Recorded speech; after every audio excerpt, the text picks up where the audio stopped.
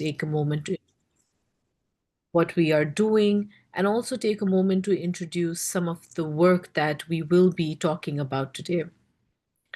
CIVICUS, as many of you know, is a global civil society alliance dedicated to protecting and promoting civic space and civil society participation.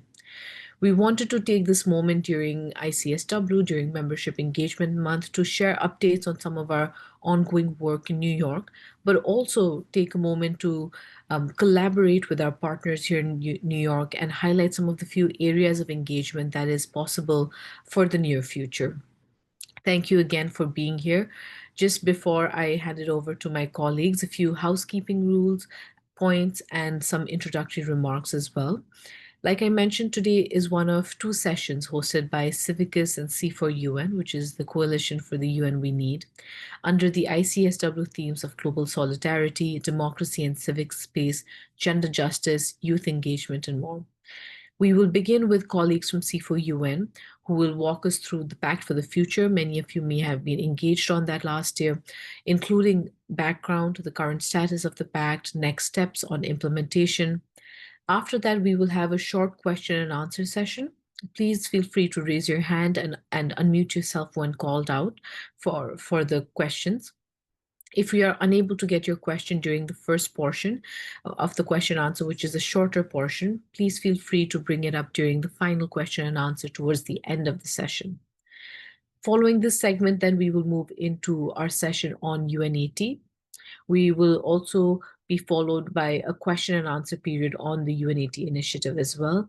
Similarly, please feel free to raise your hand and unmute yourself when called on.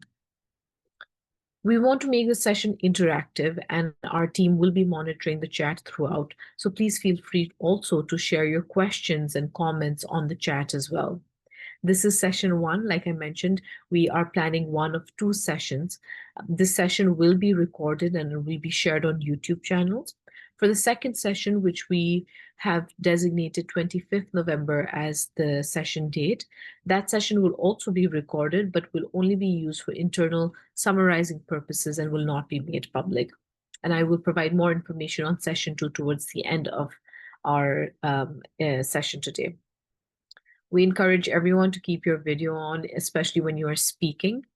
The PowerPoint presentation will be shared after the session so that you will have all the links and references presented to you and with you. Thank you so much, and I'm very excited to start off with our session, and I will hand over the mic to our first speaker, who will be giving us a brief introductory remark about his work and some of the work that his organization is doing. I hand over the mic to Adam Lupin, who is the Executive Director of the C4UN. Thanks, Adam. Over to you. Wonderful. Thank you, Jessalina. It is really my pleasure to open this session, Bridging Regions, Building Power, Civil Society, and the Future of the UN, nothing less. Many thanks to our partners at Civicus for including this discussion as part of Membership Engagement Month, and also as the online follow-up to International Civil Society Week, which was held in Bangkok early this month. I'm sure many of you took part in that. As you may know, Coalition for the UN We Need, C4UN, is a global platform of civil society organizations committed to creating a stronger, more effective, and more accountable United Nations system. A UN that is truly up to the task of meeting the great challenges of our age. I often reflect that every generation likes to place itself at the center of history somehow, so we must be humble when we claim a special place in our own moment of time. And yet, for so many reasons that continue to proliferate, from climate change to geopolitical division to AI, it is clear that we live in a decisive moment for our planet. And increasingly, it is broadly recognized that the international institutions we have to facilitate collective decision-making about global common goods need to be fundamentally altered to meet this new context, to meet the challenge. I I just joined C4UN as executive director on September 2nd, but I've been working around the UN for 20 years or so. And the reform conversation, the topic of reform, has been constant the entire time. But today does feel different. Change is coming, and it is only a question of whether that change leads to a better, more representative, revitalized UN, or a diminished and increasingly divided system of global governance. And the participation of civil society will be a decisive factor in how that question gets answered. Currently, in New York, where I am based, and it is early morning, the reform process is focused on the Secretary General's UN 80 initiative and its proposals for budget cuts, major cuts, and structural reforms to increase efficiency.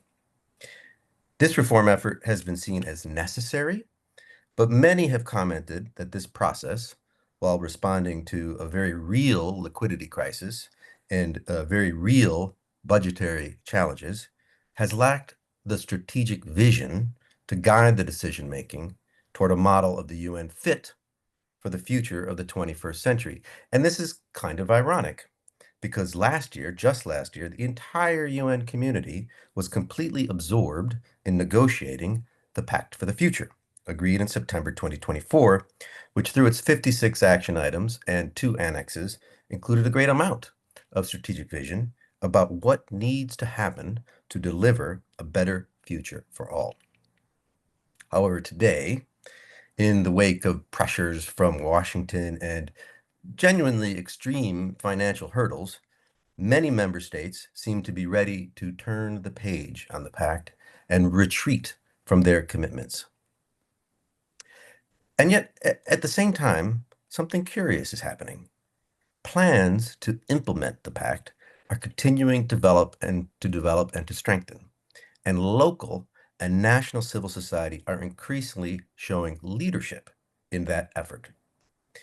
If the UN is going to meet its own objectives of addressing global challenges more efficiently, effectively, and equitably, civil society and local implementing partners hold the key.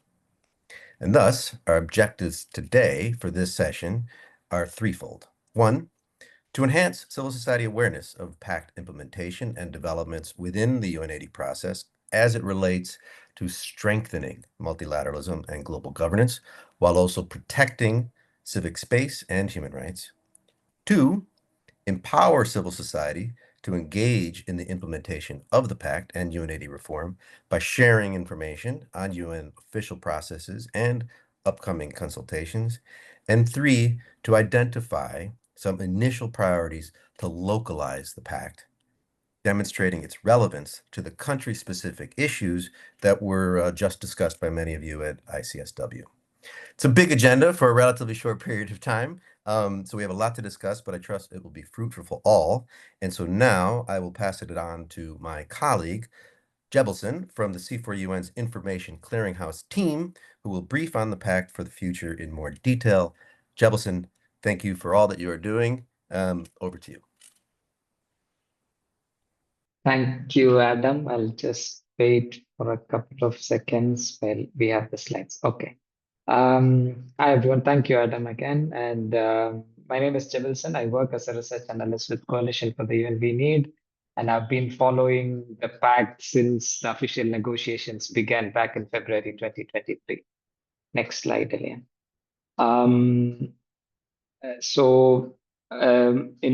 In my presentation, I'll give a brief background on the pact, and then in the second part of my presentation, I'll touch on the implementation of the pact.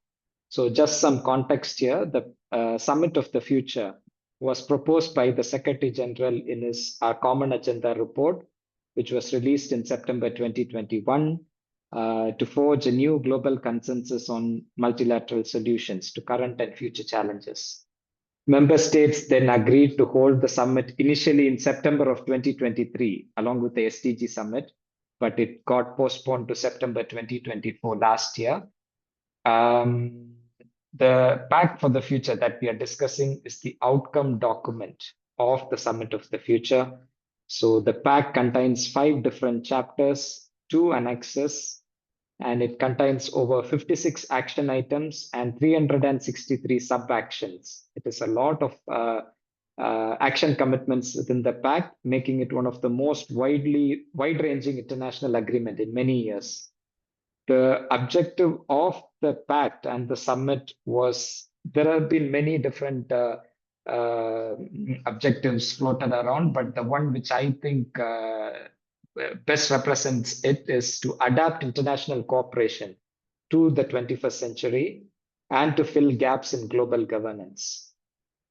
It is, of course, debatable whether the pact has achieved all those or whether it is well positioned to achieve all those. But given the current political context that we are in, where multilateralism is being sidelined, the pact seems bold and ambitious. So it is important, as Adam said, for civil society to continuously engage in the pact and make sure that the pact is not forgotten. Next slide. So now moving on to the individual chapters. So we have 5 chapters. The first chapter is on sustainable development and financing for development. It contains 12 actions and it covers issues like poverty, climate change, gender equality, SDG financing, etc. So there are many commitments in chapter 1. I've chosen a few here. Some of the key ones are to advance an SDG stimulus package, framework convention on international tax cooperation, taxing high net worth individuals, reforming the World Trade Organization, facing down coal power, early warning system for all by 2027, particularly with climate change. This is a very important commitment. And also, more importantly, to decide on the next development agenda after 2030. So these are all some of the main commitments which are there in chapter 1. As you can see in the slide, these are not the entire languages. I've chosen only the key parts here, but I've included the numerical references for all these commitments in the slide. So please go through the pact for the exact language, because as with any intergovernmental agreement, the pact also has wordplay in it. So it is important that we get the language right. So I've included numerical references for all the action commitments. And as many of you may know, the Information Clearinghouse team of C4UN has been monitoring the entire negotiations of the pact throughout the 1.5 years, and we released a special bulletin for all of the 5 chapters, and those can be accessed through the link at the bottom of the slide. Next slide. Now moving on to next slide. International peace and security. The second chapter, as the name suggests, it deals with UN peace operations, protection of civilians, illicit trade of small arms and light weapons, etc. An important aspect of chapter 2 is that it is the first multilateral recommitment to nuclear disarmament in more than a decade. This is ambitious, particularly given that the current context is not really positive, with countries announcing nuclear tests and expanding their nuclear arsenal. So it's an important commitment that civil society should uphold. Other key commitments in Chapter 2 are to enact national legislation on transfer of conventional arms, to enhance the role of regional and sub-regional organizations in mediation, for the SG to review the future of all forms of peace operations, an important exercise, and also to convene a special session on disarmament and lethal autonomous weapons, weapon systems which use artificial intelligence. So there are some key commitments in Chapter 2 as well. Moving on to Chapter 3, which is on science, technology, innovation, and a global digital compact, which is an annex to the pact. So the GDC, or the Global Digital Compact, is the first comprehensive global framework on digital cooperation and AI governance. Some of the key commitments are to connect every person in the world to internet by 2030, particularly schools and hospitals. So this is an important commitment, also with the timeline. So we have a joint initiative between UNICEF and International Telecommunications Union, which is working on that. So this is not just language, there are concrete action taking place at the global level. And the GDC discusses a lot on artificial intelligence, which I'll cover in the second part of my presentation. Next slide. The chapter 4 is on youth and future generations, and also a declaration on future generations, which is the annex 2. The declaration on future generations is the first GA declaration which takes account into the needs of future generation in current decision making and policy. Some of the key commitments in Chapter 4 include meaningful engagement of young people, establishing a UN Youth Fund to facilitate the participation of youth from developing countries in UN processes, and also a special envoy for future generations. Next slide. On Chapter 5, which is transforming global governance, this is a very important chapter in the Pact. Many of the issues that we hear about related to UN reform of the Security Council, revitalization of the General Assembly, reform of the international financial architecture, World Bank, IMF, etc., are all covered in this chapter. It's a very long chapter, so I've not included many of the action commitments here, but some of the key ones that are very relevant to the current context are related to the selection of the next Secretary General based on principles of merit, transparency, gender balance, and regional rotation. This is an important action commitment with many civil society engaged, and also with candidates already campaigning, at least unofficially, have started their campaign for the next SG. So it is important that these principles are upholded throughout the process. The next one is on structured and meaningful engagement of NGOs, very related to all of us attending this meeting, revitalization of CSW, reform of the international financial architecture, to consider using multidimensional vulnerability index in the work of IFIs in assessing debt suitability conditions, etc. Reforming the sovereign debt architecture, very important as many low and middle income countries are facing a debt crisis, and also to rechannel the special drawing rights, unused special drawing rights towards the SDGs. So these are all some of the very important action commitments which are buried in the Pact. As Adam said, there is an effort to turn the page on the Pact, but it is important that civil society continues to remind member states of what they have committed to within the Pact back in September 2024. And all of the bulletins can be accessed through the links at the bottom of the slides. Next slide. Now, briefly on the implementation part. Next slide. Out of the 363 action items in the Pact, more than 80% of the sub-actions, the responsibility for implementation of those are with the member states. Next slide, please. So it is important that civil society continues to be engaged at the global and national levels.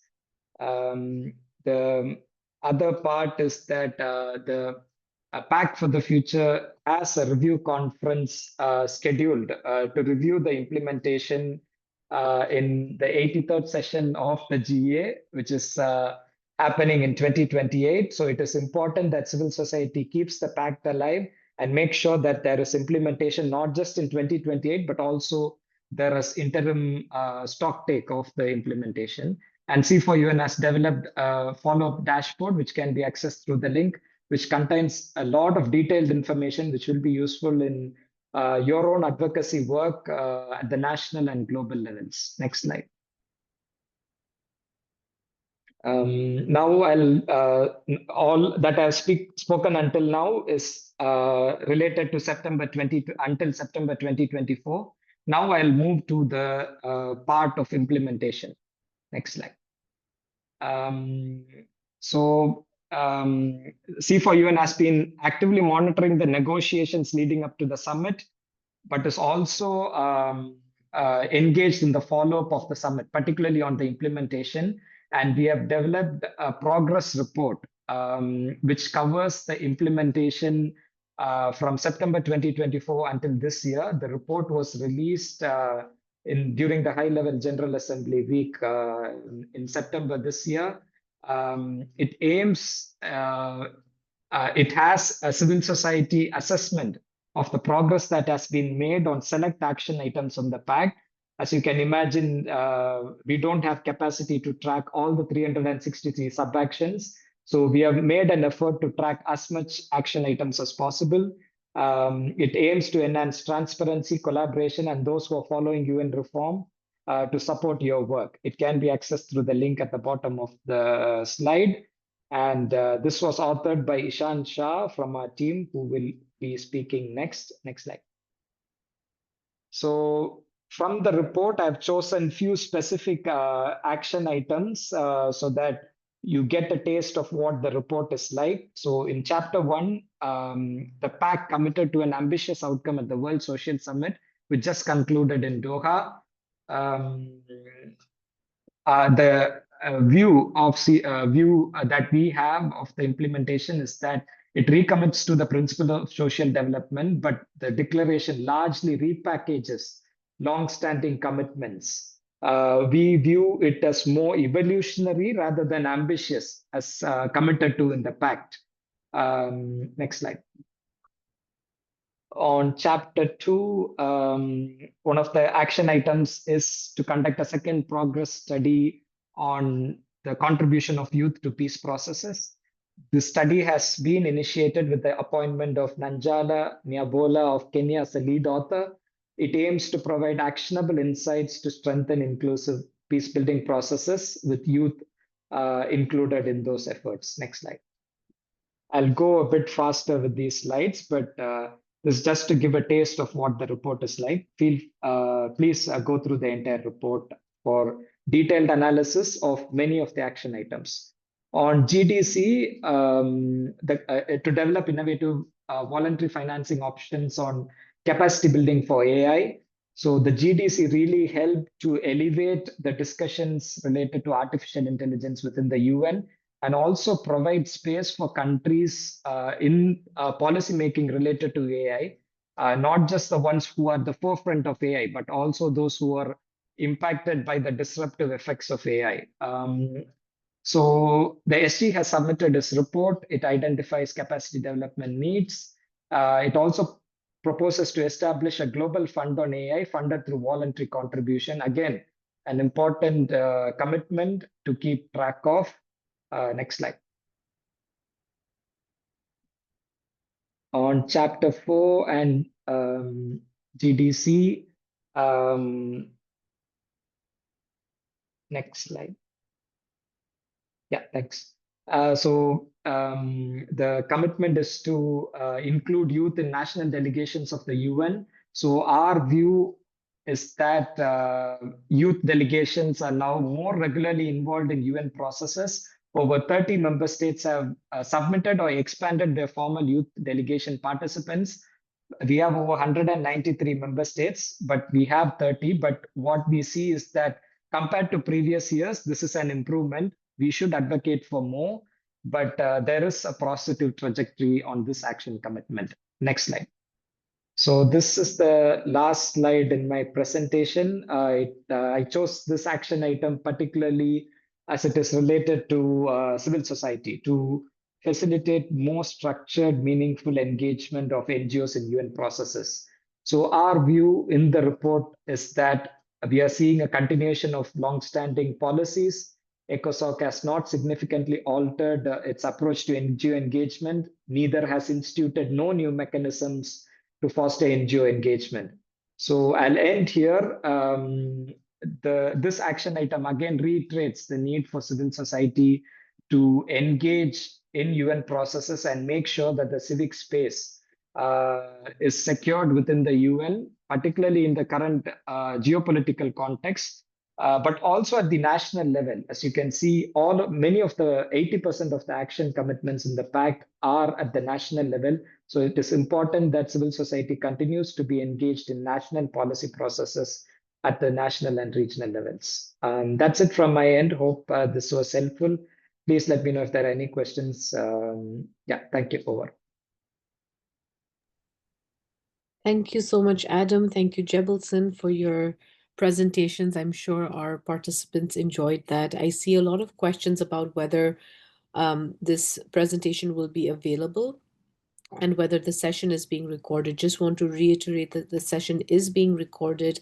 It will be available on YouTube, and our presentation will also be made accessible to everyone. We now move on to a short question and answer session before heading to our UNAT conversation. I do see a few questions on the chat box. Jebelson, I'm sure you're able to see those as well. Participants, please feel free to raise your hand. I will be able to see your hand raised as well. Just to know, this is a short session, so I'm going to first take the questions that are already on the chat box and hand them over to you, Jebelson. The first question we have from Syed is, as a UNDGC ECOSOC registered civil society representative from Bangladesh, how can Global South voices be more directly integrated into the future UN reforms under C4UN? So perhaps you can take that question first. I'm not sure I'm able to answer that on behalf of C4UN. Probably Adam, could you respond to that? Sure. Thank you. No, I mean, Global South civil society is extremely central to C4UN strategic engagement. Currently, we're in not membership engagement month, the CIVICUS, but we're in a membership engagement effort in this fall, and we're planning to have a membership meeting in December. So what I would recommend is maybe if we could include in the chat at some point the QR code to have people sign up for our mailer. We'll be having announcements in the next few weeks about exactly this question, and hope to engage with you very soon. Thank you so much. Thanks, Adam. The next question we have is again from Syed, but maybe I will take another question from another participant for now.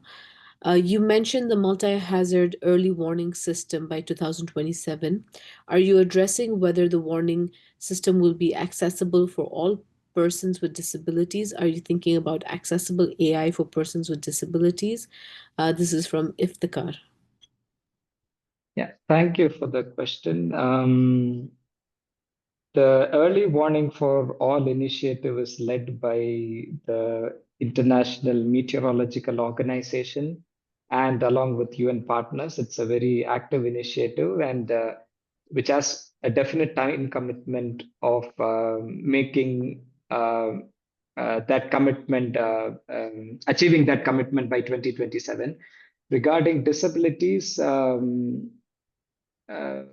this point, we are not sure, but we could check back and get back to you. But the information on the early warning is all publicly available on the website. The features to make it accessible to people with disabilities may need to be checked. Ishan, do you have any more inputs on that? Just to say that I think within the network of the Coalition for the UN Need, we have a lot of partners working on disability rights and disability justice. So while we won't be following that intergovernmental process in depth, we know that there are partners who are mobilizing around this space, and we'll be glad to connect you with those actors working there as well. I think that's a really important intersection that we need to be focusing on within the Early Warnings Initiative, but also across then Pact implementation as a whole. Thanks, Jabulson. Thanks, Ishan. I'm going to take one or two more questions. How can organizations like ours effectively engage with the UN on issues affecting rural Sindh? I think this is more of a regional and particular area-based question.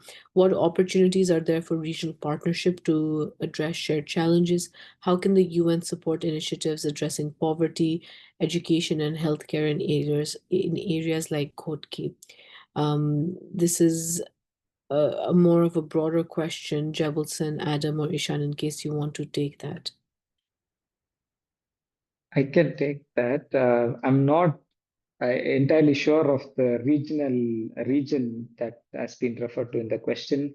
But one of the key action commitments in the Pact is to initiate a process in 2027 for the next development agenda, the development agenda after 2030. So it is important to make sure that civil society are engaged to preserve some of the goals such as poverty, healthcare in the new development agenda as well. And the other part is on the financing of those commitments. Again, reform of the international financial architecture. So if global community needs to support more than commitments and speeches, it is important that the financing is available for those commitments that are made. So it is important that civil society engages in the process of reform of international financial architecture as well. Please feel free to add if there are more. Mr. Appleton, I have two questions, hand-raised questions. I'm going to first call on Francis Sam Kaba. Francis, please introduce yourself, unmute yourself. I'm going to request for you to unmute. Please introduce yourself and your question very briefly. Thanks. Yeah, thank you very much. My name is Francis Sam Kaba, mental health professional and a survivor advocate in Sierra Leone. I'm currently working on an initiative I call Civil Society Institution Room in a bid to bring all civil society activists to reactivate them because most of them have become dormant. So currently working with the Enough Abuse Campaign and the Brave Movement Task Force in Sierra Leone specifically. So my question is, beyond consultations, how does the UN plan to institutionalize permanent, transparent, participatory space where civil society feedback can directly shape outcome and hold global actors accountable? That is the number one question. And secondly, what concrete mechanism? Francis, I'm just going to request one question for now, please. Okay. All Thank right. you so much. Jebelson, over to you. Yeah, thanks, Francis. As I mentioned in the PowerPoint, the Pact does have a commitment to expand engagement with NGOs in consultative status with the UN, with ECOSOC. But over the last year, we have not seen meaningful improvement to the established processes. Okay. That said, the civil society engagement is not just at the global level. Again, in the Pact, more than 80% of the action commitments are at the responsibility for implementation is with the governments at the national level. So it is important that civil society engages at the national level and regional levels and also at the global levels because UN cannot dictate terms to any member states. So member states need to do it themselves. Most of it are voluntary commitments. So it is important that civil society engages at the national level, and the work that you're doing in Sierra Leone is very important to reactivate the civil society. Over. All right. Thank you very much. Thank you. Thank you so much. I do see a few more questions and one more hand raised. We're going to move on to the next session.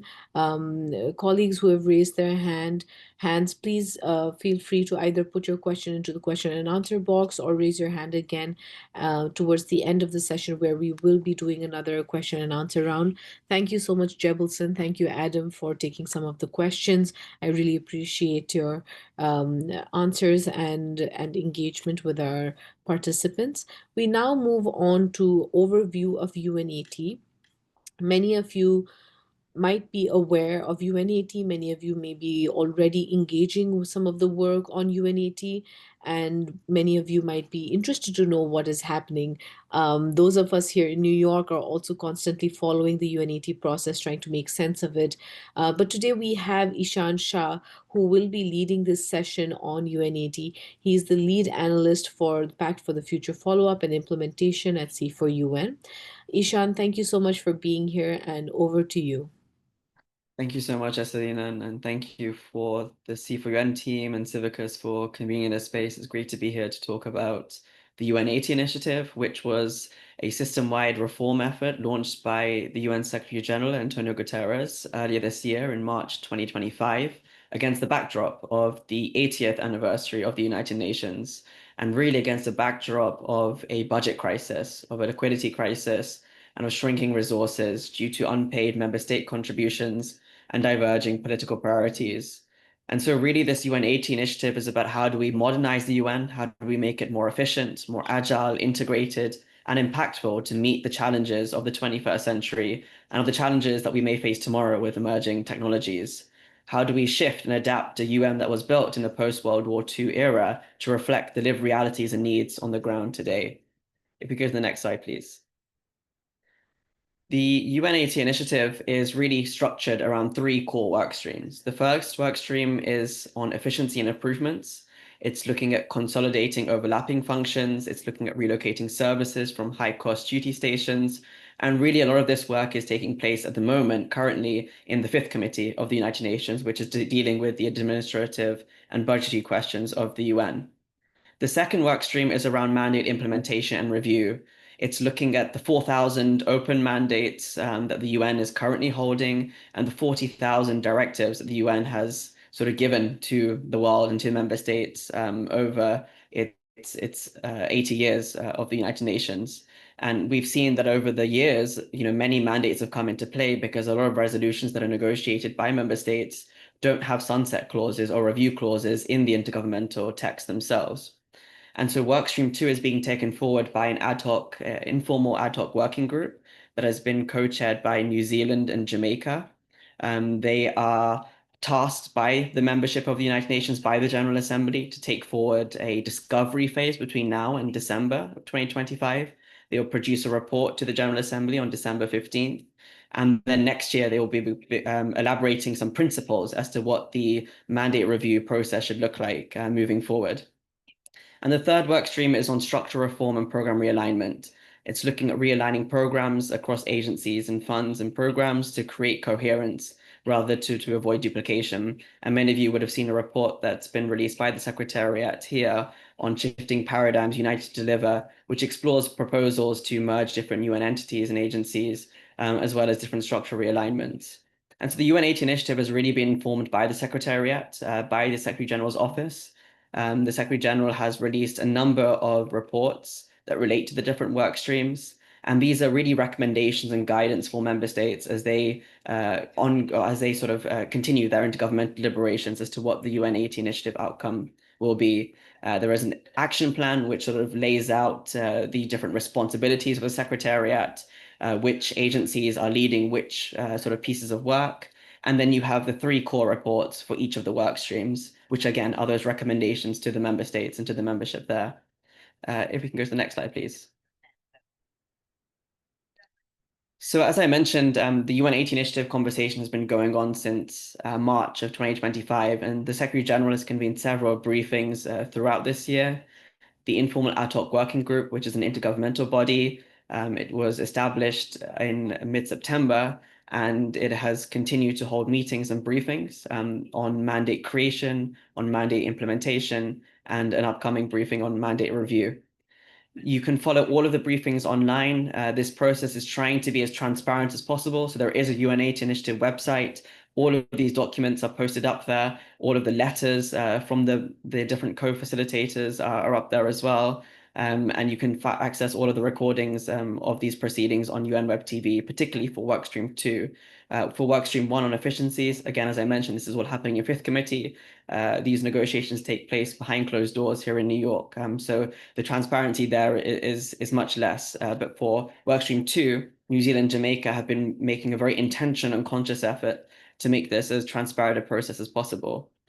The Coalition for the UN We Need was also very pleased to co-host a civil society consultation with the co-chairs of Workstream 2, New Zealand and Jamaica, on the 5th of November. I can see many familiar names in this meeting here who participated in that meeting. And so that was a great space. It was a hybrid space to gather the views of civil society on mandate review, mandate implementation and creation. And the co-facilitators are requesting written inputs up until the 21st of November And I think there's an email on the next slide in which you can send written inputs to, and we invite you all to do so. And these will feed directly into the intergovernmental process. So a very important opportunity to influence the process here. If we go to the next slide, please. So as I mentioned, we have the Workstream 2 report that will be presented in December. And then we have some upcoming meetings. So these are ones in which we encourage you to follow. They will all be brief, all be on UN Web TV.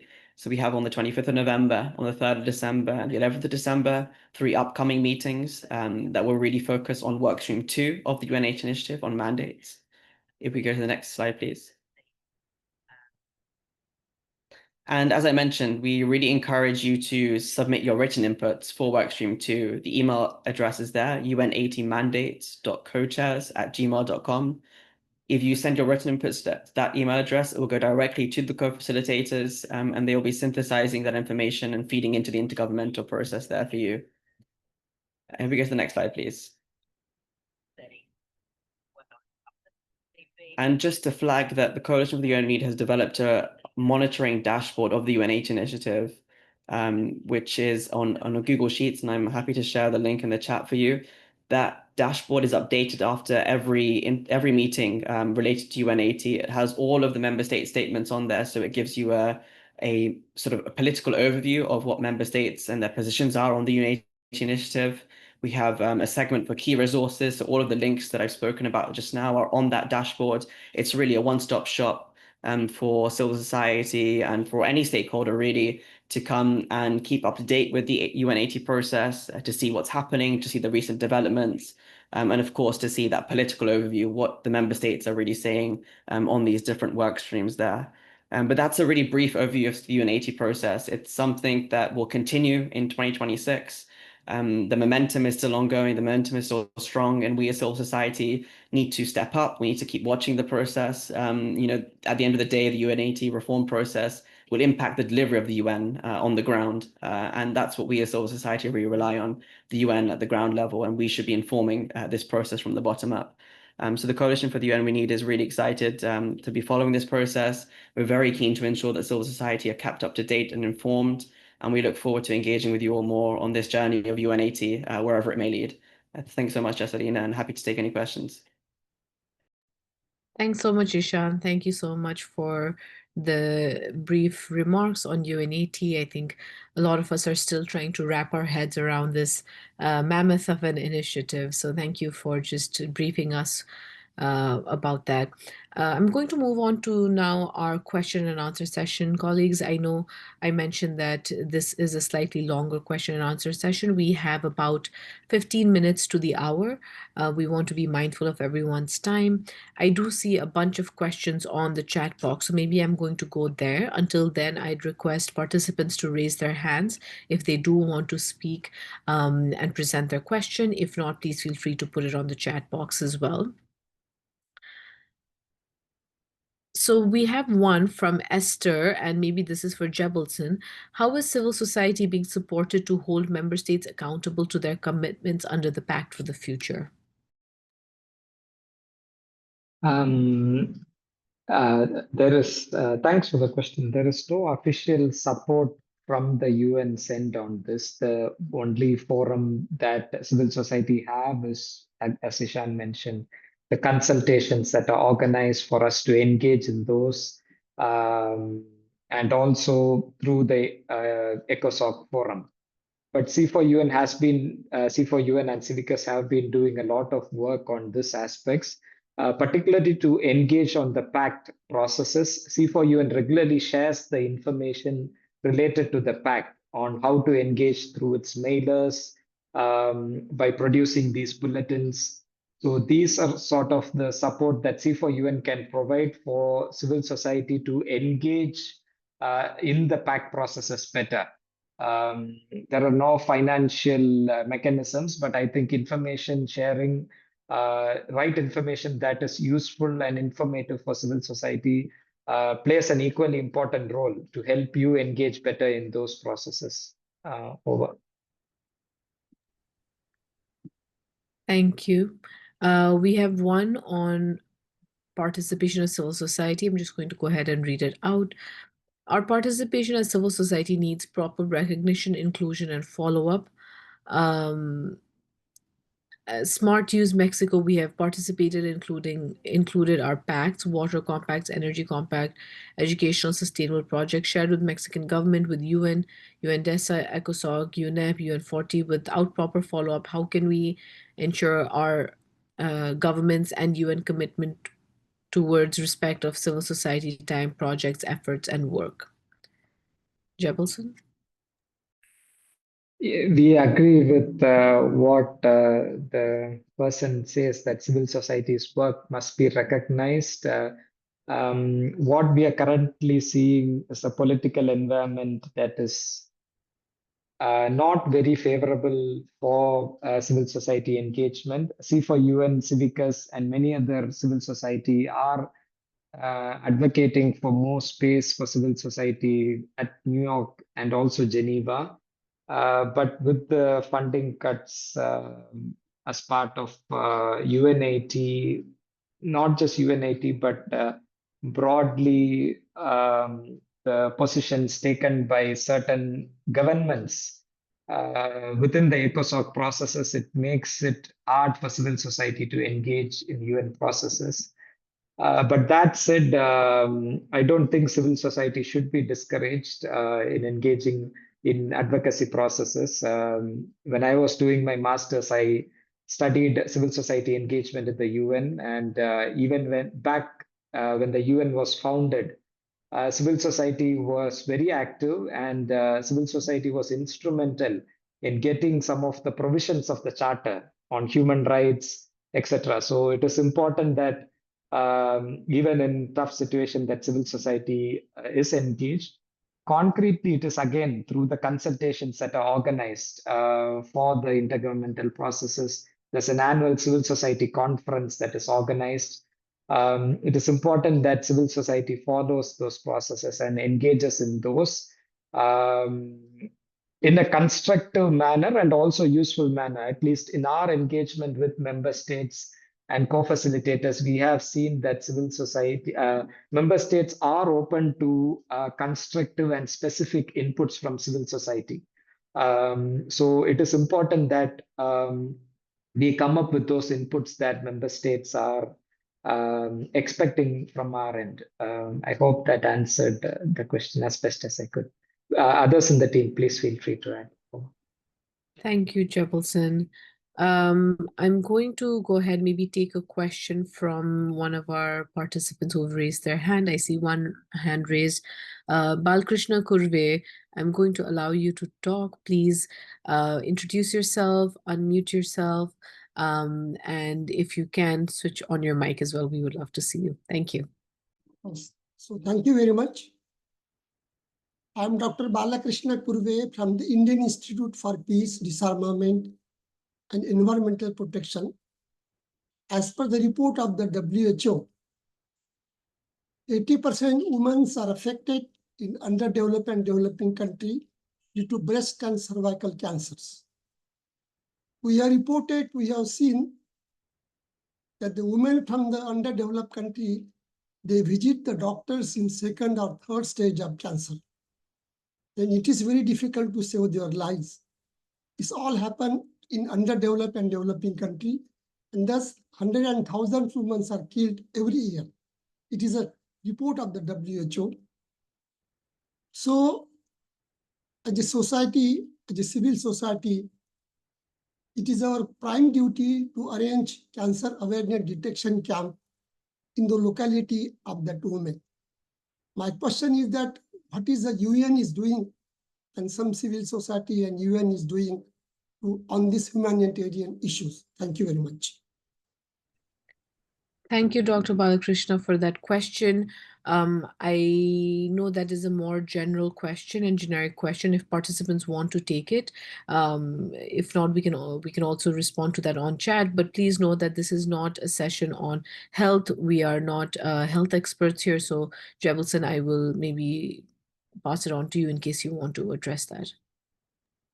Yeah, as Jessalina mentioned, we're not experts in health, but based on our knowledge of what the UN is doing, the World Health Organization has developed standards on those. So, which is a key reference document for many doctors, health institutions across the world. So that is one concrete example. And in humanitarian contexts where, let's say, Sudan, Gaza, or Ukraine, the UN is very active in providing health services, including the screening for breast cancer and other areas. I've worked on that a little bit, but it is a tough situation. I know the context in India. It is important that we enhance the mammogram screening in India and other developing countries. This answer is more from a personal standpoint, but not from the Pact. Over. Thank you, Jebelson. Colleagues, I would really request you to put forward questions that we have maybe discussed today during this session. As Jebelson mentioned, we are not health experts. We will not be able to provide insight on those particular issues that we don't work on. So for any future questions, I would request you to please take that into consideration. I'm going to maybe go over a few more questions here on the chat, on the question and answer box. I do see a few on the chat box as well, so I'm going to head over there in a bit as well. With shrinking civil spaces and funding cuts, how can CSOs be supported to achieve set mandates? Jebelson, perhaps over to you, or Ishan? Yeah, I'm happy if others from the team want to jump in. Adam or Ishan? If not, I'll take that question. Adam, do you want to come in? Well, I mean, honestly, I would just repeat really what you said earlier, Jebelson. I think in particular on set mandates, I think that what's critically important for people on this call to understand is that as has been articulated, it's a very difficult time for CSO engagement at headquarters in New York and even shrinking space in Geneva. But at the same time, as that context is increasingly difficult because of budget cuts and because of lowering ambition, the opportunities or the necessity for civil society engagement at the national and local level becomes increasingly important. Mandates hit the ground running on the ground. I mean, that is really where mandates are most important. And so I believe that at the same time as headquarters is sort of shrinking space for civil society, the need for civil society engagement at the local and national level is increasing.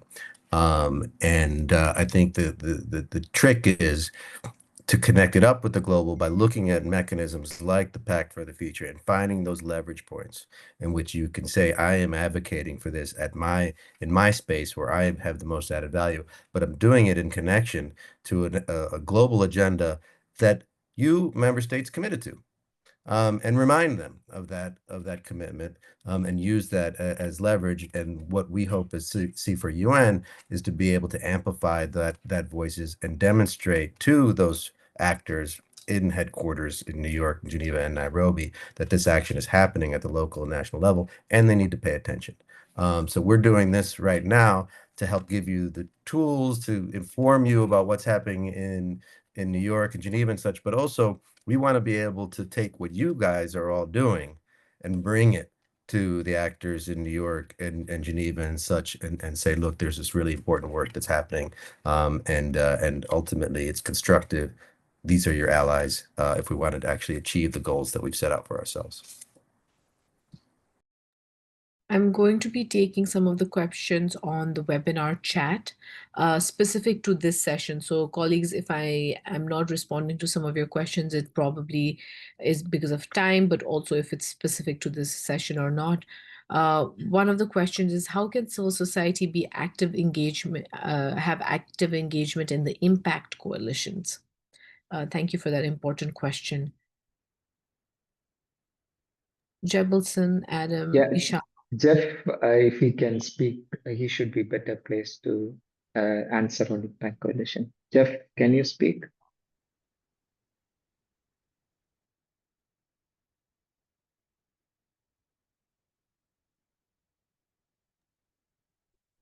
Hi, I'm sorry, Jesselina, could you repeat the question, please? Sure, Jeff. The question is, how can civil society be more actively engaged in the impact coalitions? Yeah, so in May of 2024, there was a UN Civil Society conference in Nairobi where some 20 or so impact coalitions were launched. These were voluntary initiatives by civil society from around the world engaged in following first the negotiations of the Pact for the Future and now implementation on a thematic basis across the 5 chapters and the 2 annexes. We are working with impact coalitions that are still very much engaged in the work and are in the process of organizing and developing a web page that will provide more information on how CSOs around the world can engage these impact coalitions. And so we'll keep you informed. And as Adam has mentioned, C4UN will be engaging in a membership meeting next month. And so looking forward to continuing the conversation at that time. Thank you. Because we are running out of time, I'm going to take 1 or 2 more questions and then head over to an update on our next session, where you will also be able to feed in more of your feedback. Let me go back to the questions. Grassroots civil society organizations are completely overlooked. How will follow-up be carried to ensure that CSOs are recognized by United Nations NGOs? I just want to also preface this by saying, colleagues, none of us here represent the UN. We are all part of civil society organizations, but perhaps Jeff or Jebelson can also talk about some of the mainstreaming work that C4UN is doing on that note. I can briefly touch on the Regional Futures Forum. Please feel free to add Adam, Jeff, and others.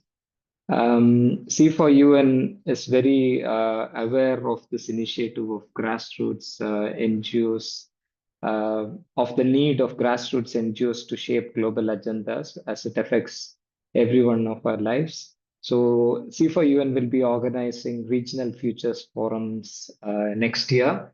So one of our objectives of the Regional Futures Forum are to identify regional priorities within the Pact, within the UNAT, so that that can be translated back to New York and the global policy making. So that is one concrete avenue that C4UN is working on. Adam, would you like to add more on the regional features? I think Jeff is was prepared to say something. Yeah, please, Jeff, go ahead. Sure. Well, I mean, just to put this in a broader context, Jefferson. So in 2028, there will be a high-level review of the implementation of the Pact by the General Assembly in the member states. And so the point of the regional consultations is that they will be leading into a Global Futures Forum. We had initially had a Global Futures Forum in 2023 here in New York. And we will have another Global Futures Forum next year. We envision the possibility of having a Global Futures Forum along this during the HOPF this summer. So we will be organizing, as Jefferson mentioned, regional futures forums. In the first half of this year, they will feed into our Global Futures Forum. And also keep in mind, of course, I think everyone knows on the call that in 2027, there will be an SDG summit where the conversation on post-2030 will begin in earnest.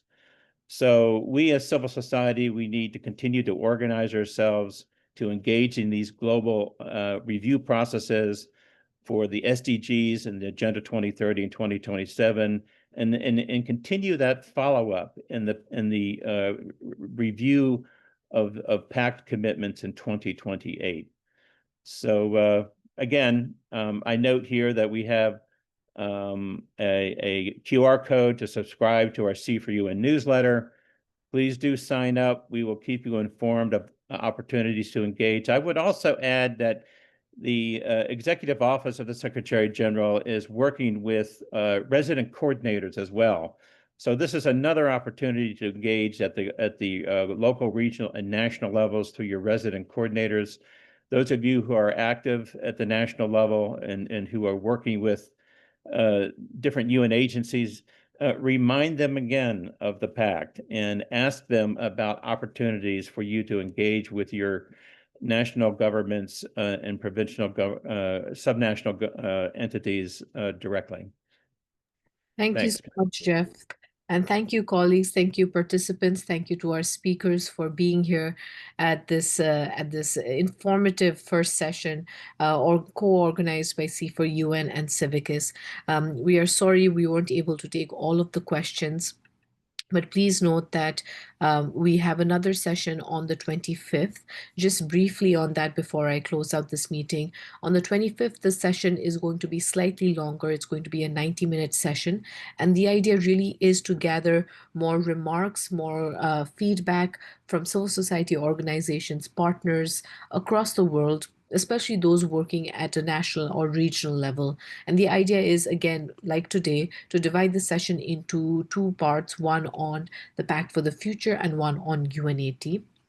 We would encourage you to go over some of the links that we've provided. As I said before, this session will be available on YouTube. The presentation will be shared along with the links. We encourage you to go through all of that before the second session, and we hope you will join us in the second session.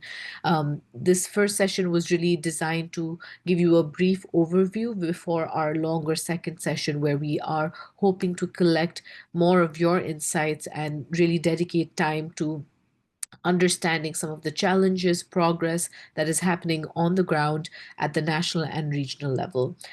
Thank you very much for joining today, and I'm going to now close out the session and hope to see you, all of you, or most of you, on the session on the 25th of November, same time for 90 minutes. Thank you so much. Thank you. Thank you, Jaslina. Thank you Thank you, all. everybody. Thank you.